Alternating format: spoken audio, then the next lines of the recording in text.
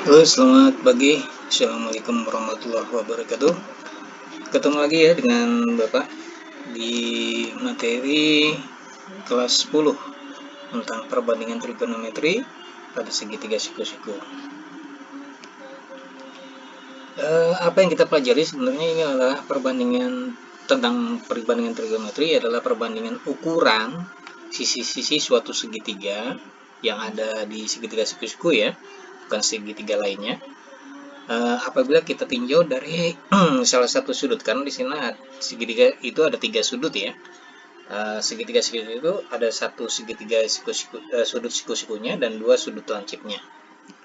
Nah, kita melihatnya dari salah satu sudut ya, tentunya sudut lancipnya selain siku-siku yang terdapat pada segitiga tersebut. Nah, ini kalau kita perhatikan segitiga siku-siku, ada segitiga siku-siku namanya A, B, dan C.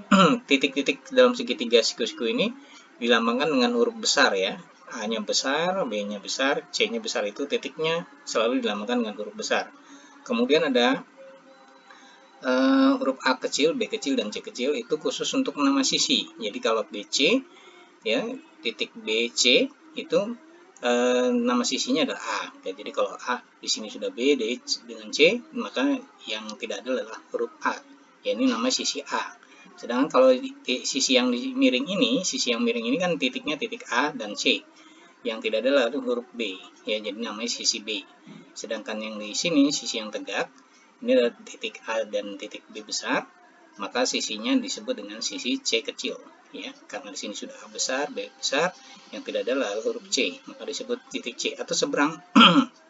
Kita bisa tentukan bahwa titik ini sisi ini dilambangkan dari sisi titik yang ada di hadapannya. Jadi titik C maka di seberang hadapannya adalah C kecil.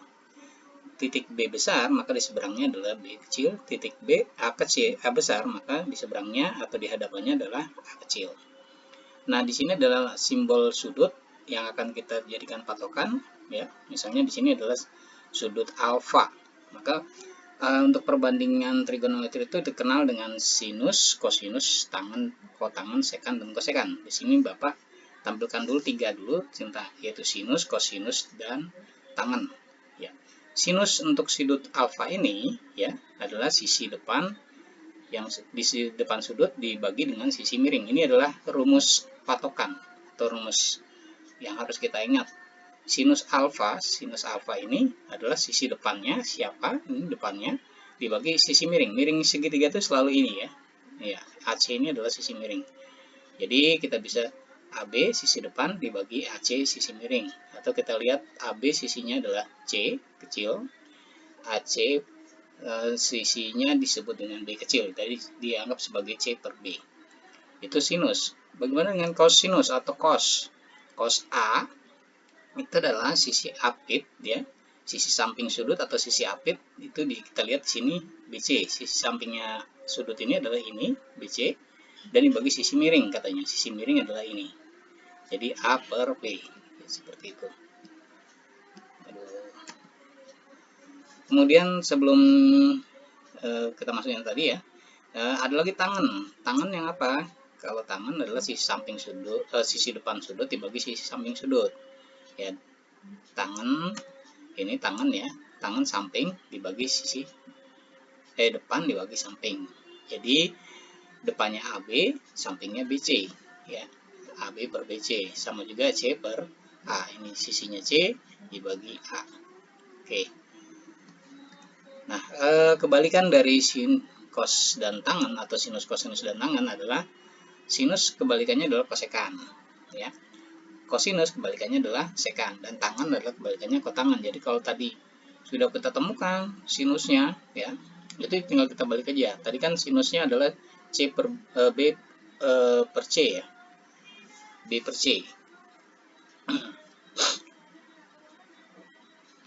AC per B, AC per AB, AC per AB, AB per AC ya. Tadi sinus kan AB per AC. C per B jatuhnya. Nah, sekarang kita balik jadi B per C ya.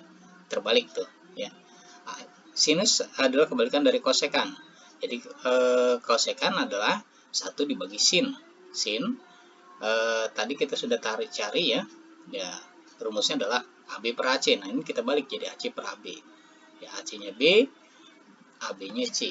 Ya, jadi B kecil per C kecil. Itu adalah kosekan dari sudut alfa. Sedangkan kosinus kebalikannya sekan. Jadi kalau kita mencari sekan itu kita cari kosinusnya. Tadi sudah kita temukan kosinusnya adalah A per B. Ya. A per B. Jadi kan rumus perbandingannya adalah 1 per cos. Jadi dibalik AC per BC. AC-nya B. Terus BC-nya adalah A. Ya, jadi B per A. Tangan kebalikan kotangan. Ya, ketangan berarti 1 per tangan alfa. Yaitu berarti BC per AB. Ya. Tadi sudah kita cari tangannya itu adalah AB per BC. Nah, sekarang kita balik jadi BC per AB, atau tadinya C per A jadi A per C. Itu adalah sinus, kosinus, tangan, kotangan, kosekan, sekan, dan kotangan. Nah, ini kita lihat langsung ke contoh. Ada disuruh tentukan nilai sin, cos, dan tangan dari sudut alfa pada suatu segitiga siku-siku DEF yang katanya siku-sikunya di D. Nah, siku-sikunya di D dengan panjang DE 6, panjang DF 8, dan sudut alfanya katanya di titik F. Nah, kita gambarkan dulu segitiga nih seperti ini. Segitiga siku-siku. Terus yang kita jadikan patokan adalah siku-sikunya di mana? Katanya di D. Jadi di sini kita tulis dulu D. Pertama kita tulis ini D. Kemudian boleh di sini E, boleh sini F ya, terserah F dan E terbalik boleh. Kemudian setelah kita tentukan, di sini kita misalkan dengan E dulu, berarti panjang DE-nya 6, berarti sini F, di sini 8. Nah, kemudian katanya F itu adalah titik sudut alfanya ya, sudah kita tulis alfa di sini. Gitu ya. Ya, lengkap sudah sebuah segitiga yang kita ketahui dari soal. Ini soalnya kita gambarkan seperti ini dulu. Oh, ternyata dari gambarnya ada yang kurang, yaitu sisi miring ini panjangnya tidak diketahui. Maka kita gunakan rumus Pitagoras seperti ini. F kuadrat sama dengan DE kuadrat ya. DE kuadrat sisi tegaknya dibagi sisi samping atau apit. Ya, sisi tegak sebagai sisi datar kuadrat. Ya, ini kita kuadratkan jadi akar dari, karena di sini ada kuadrat ya, maka kuadratnya kita pindahkan jadi akar. Akar dari 6 kuadrat ditambah 8 kuadrat, 36 tambah 64, 100, 100 diakarkan adalah 10. Berarti ini kita temukan nih, sisi miringnya adalah 10. Ya. Sisi miring sudah lengkap, tegaknya ada, datarnya ada, maka kita tinggal hitung perbandingan sin, cos, dan tangan yang ditanya. Sin alfa, ya ini sin alfa, sudut alfa. Di sini sisi depan, katanya kalau sin sisi depan dibagi sisi miring. Depannya di sini 6, DE dibagi sisi miringnya EF. EF tadi kita sudah hitung 10, berarti 6 per 10. Atau kita seperti ini, 6 per 10 kita ubah jadi desimal, 6 dibagi 10 adalah 0,6. Kemudian cos alfa. Cos alfa, ya alfa di sini, cosnya adalah sisi samping dibagi miring. 8 per 10 atau DF per EF. Ya, ini 8 per 10, atau kita tulis seperti ini, maka jadi desimalkan, kita bagi jadi 0,8. Terakhir, tangan alfa. Berapakah tangan alfa? Tangan alfa adalah sisi depan ya dibagi sisi samping. Ya, depannya DE atau 6 dan sampingnya adalah DF atau 8 ya. Atau ditulis 6 per 8 dibagi secara desimal jadi 0,75. Nah, untuk kalian modal dalam trigonometri ya, ini harus dihafal nih sudut-sudut istimewa. Sudut-sudut istimewa itu ada 5, 0 derajat, 30 derajat, 45 derajat, 60 derajat, 90 derajat. Jadi kalian harus hafal dulu semua sudut ini, karena ini akan lebih cepat mempermudah kalian dalam mengerjakan suatu soal. Yang dihafal sebenarnya yang sinnya aja dulu ya. Dari semua ini sebenarnya sin dulu yang paling utama. Siapa sudut sin 0, 0. Sin 30 berapa? Setengah. Sin 45 berapa? Setengah akar 2. Sin 60 berapa? Setengah akar 3. Sin 91. Jadi ini dihafal dulu. Kemudian kita balik. Yang belakang jadi di depan. Cos 0, 1. Yang belakang jadi di sini. Cos 30 jadi setengah akar 3. Terus 45. Karena tengah-tengah tidak pindah. Ya. Terus cos 60 berapa? Setengah. Pindah ke sini ya. Ya, cos 90 berapa? Ini 0, tadinya di depan pindah ke belakang. Jadi kita ini sebenarnya angka yang didapat dari sinus ya, karena cos adalah kebalikan dari sin. Jadi dibalik. Kemudian tangan ini kita bagi, karena tangan itu adalah perbandingan antara sin dan cos. 0 dibagi 1, 0, setengah dibagi setengah akar 3, sepertiga akar 3, tangan 45, setengah akar 2 dibagi setengah akar 2, 1, tangan 60, setengah akar 3 dibagi setengah adalah akar 3, tangan 90, 1 dibagi 0, oh nggak bisa didefinisikan, berarti kita menggunakan lambang atau simbol tidak terhingga. Nah, kalau tangan adalah kebalikan tangan, berarti ini pindah ke depan, ini pindah ke depan, ini tengah-tengah tidak pindah, ini pindah ke belakang, ini pindah ke belakang. Ini kebalikan dari tangan. Kalau tangan adalah kebalikan tangan. Sekant adalah kebalikan dari kosinus ya. Sekant tadi katanya kebalikan dari kosinus. Jadi 1 dibagi 1, 1. 1 dibagi setengah akar 3, 2/3 akar 3. 1 dibagi setengah akar 2, ya dia akar 2. 1 dibagi setengah, ya 2. 1 dibagi 0 tidak bisa didefinisikan, atau kita gunakan lambang tak bisa didefinisikan. Kemudian kosekan adalah kebalikan sinus ya. 1 dibagi 0 tidak bisa didefinisikan, kita gunakan lambang ini ya, tak terhingga. 1 dibagi setengah ya 2. 1 dibagi setengah akar 2, akar 2. 1 dibagi setengah akar 3, 2/3 akar 3. 1 dibagi 1 ya 1. Jadi kita patokannya sebenarnya hanya sinus untuk menghafal ya, sin. Kalau sin kita hafal, kemudian kita ke bawahnya kita hanya menentukan dengan cara matematis sederhana. Oke, untuk berikutnya kita perhatikan segitiga ABC ya, titiknya A besar, B besar, C besar. Maka sin 30-nya kalau di sini ada ukuran AB-nya katanya 1, panjang AC-nya sisi miringnya 2, panjang sisi apitnya atau sisi datarnya akar 3. Di sini ada sudut 30, di sini ada sudut 60, berarti sini 90 ya karena siku-siku. Jadi jumlah segitiga itu kan 180 derajat. Nah, sekarang sin 30 berarti sin yang di sini. Sin 30 derajat berapa? Nah, dengan kita panduan tadi ya, rumus perbandingan trigonometri adalah sisi depan dibagi sisi miring. Ini depannya 1, miringnya 2, berarti 1/2. Kosinus 30 berapa? Kita lihat tadi, sin 30 benar nggak 1/2? Sin 30 1/2, betul ya. Kemudian kosinus 30 derajat, berarti di sini ya. Kosinus 30 derajat adalah sisi samping ya, sampingnya dibagi miring, berarti akar 3 dibagi 2, atau tetap bisa sederhanakan jadi 1/2 akar 3 ya. Kosinus 30 1/2 akar 3. Nah, ini ya. Oke.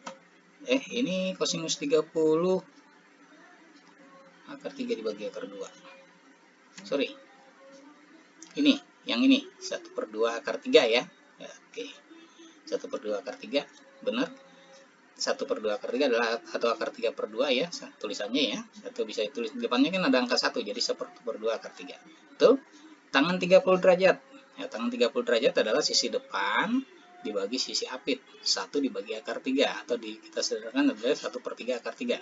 Tangan 30 1/3 akar 3 ya, ini tangan 30 1/3 akar 3, betul ya. Oke, itu kita perhatikan segitiga ABC dengan ukuran-ukuran yang sebenarnya ya, seperti ini. Maka sin, cos, dan tangannya nilainya sama dengan tabel istimewa tadi.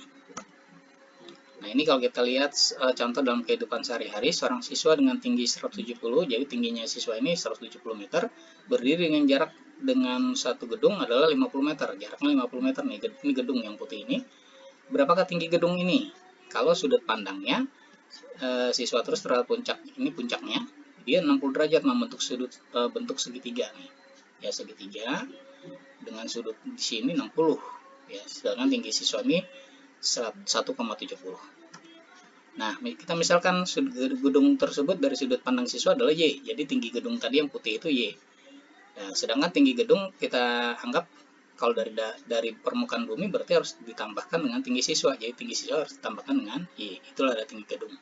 Kita gunakan rumus tangan, maka akan didapatkan tangan 60 adalah Y/50, karena di sisi depannya dibagi sisi samping ya, depannya Y, sampingnya 50 jaraknya.